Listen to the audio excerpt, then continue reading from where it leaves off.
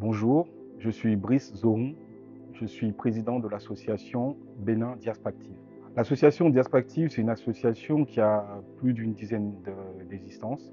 C'est une association au départ dont j'étais partenaire, parce que moi j'étais déjà membre d'une autre association qui s'appelle l'association Ciné Saloum, dont je suis le porte-parole et le trésorier. Cette association faisait des actions au Bénin et au Sénégal concernant les enfants, sur l'éducation, l'accès au numérique.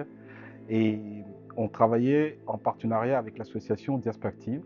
Et au fur et à mesure du travail qu'on faisait, ce sont les membres de l'association Diaspactive qui m'ont demandé de m'impliquer plus dans le travail de Diaspactive sur le terrain. Donc, comme l'association Diaspactive a plusieurs champs d'action, elle travaille notamment sur la mise en valeur de la culture béninoise, l'action sur les enfants, sur l'éducation, sur l'accès à l'eau. Donc c'est à partir de ces échanges-là que j'ai accepté de prendre la direction de l'association. Mais au départ, je ne suis pas créateur de l'association. Alors, Vidomégon, de façon littérale, en fond, qui est la langue la plus parlée au Bénin, parce qu'on a plus de 60 dialectes au Bénin, Vidomégon, ça veut dire l'enfant qui est chez quelqu'un. Mais c'est un terme qui est plutôt péjoratif, parce qu'on peut l'expliquer de plusieurs façons. Ça peut être l'enfant d'une famille parce qu'il est orphelin, il se retrouve chez son oncle, chez sa tante. Mais aujourd'hui, le terme Vidomégon, ça désigne surtout des enfants, donc notamment des filles, qui viennent des villages et des contrées reculées du Bénin, qui sont envoyés dans les grandes métropoles comme Porto Novo ou Cotonou pour travailler et qu'on envoie de l'argent à leurs parents. Et dans la plupart des cas, parfois, ces enfants sont surtout vendus et se retrouvent dans des situations vraiment précaires. Et c'est un sujet qui est devenu un sujet vraiment important au niveau du Bénin. Tout le monde connaît ce phénomène, tout le monde est conscient de ce phénomène, mais on a du mal à l'éradiquer. Il y a eu des engagements pris par le gouvernement du Bénin depuis le premier mandat de M. Patrice Talon, qui est président du Bénin, d'une part, et sur le second mandat aussi, ça a été renforcé puisque le Bénin a pris un engagement de zéro enfant esclave qui travaille. Maintenant, il y a des lois qui sont prises, mais aujourd'hui, pour moi, il n'y a pas les mécanismes pour amener non seulement la responsabilité des parents, parce que la première responsabilité, c'est celle des parents qui acceptent ou bien qui carrément sont à l'initiative d'envoyer leurs enfants travailler pour pouvoir en fait avoir de l'argent parce qu'ils considèrent que ils ont un certain nombre d'enfants et il y a une partie qui sont comme des revenus ou une possibilité de revenus.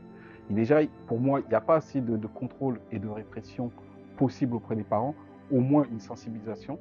Et d'autre part, c'est qu'il n'y a pas de conséquences réelles pour les gens qui sont coupables de ces faits. Parce que je ne suis pas tribunal ni juge, mais moi je considère que le travail des enfants, c'est quelque chose sur lequel on ne peut pas être intransigeant.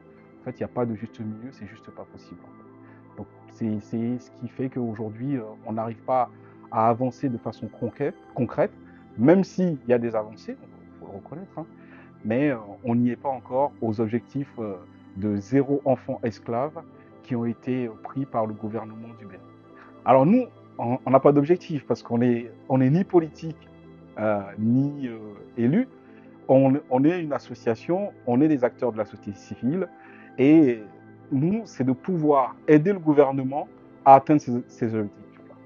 Faudrait parce qu'on voit une volonté du gouvernement, mais il faut aussi que chaque citoyen ou du Bénin, qu'ils vivent sur le territoire béninois ou à l'extérieur, ait une prise de conscience de ce phénomène qui doit être éradiqué. Donc, l'objectif en soi, c'est que tout le monde comprenne que ça doit être éradiqué et que ça ne peut pas continuer. Sur les méthodes, nous, on a analysé certaines possibilités, c'est-à-dire que organiser des ateliers de sensibilisation sur le sujet, avec des débats ouverts où toute personne pourra donner son point de vue, parce qu'on sait que sur le sujet, les points de vue peuvent être divergents. Mais quoi qu'il arrive, nous, notre position, c'est que, quel que soit l'argument qui est donné, tout enfant a droit à une éducation, tout enfant a le droit de pouvoir jouer, tout enfant doit avoir la possibilité de s'épanouir pour être le meilleur adulte qui peut être demain. et pour le bénéfice du Bénin. Ce samedi 13 avril, notre association organise un gala de bienfaisance qui s'appelle la Nuit du Ramadan. Et lors de ce gala, on va commencer ce qu'on a prévu comme action, un atelier de sensibilisation. Ça va permettre de faire un état des lieux, de savoir ce qui se passe en fait aujourd'hui sur les villes de Mégan, où est-ce qu'on en est au niveau des engagements pris par le gouvernement. C'est-à-dire qu'on sait qu'aujourd'hui, par rapport à des chiffres qui sont annoncés, entre 2021, on aurait encore 52% des enfants qui sont des enfants esclaves travaillants. On serait passé à 19% en 2023. Sur le site du gouvernement, on voit un compte-rendu de réunion qui nous dit qu'il y a eu 473 chantiers qui ont été visités en 2021. Et sur ces chantiers, on a trouvé 475 enfants.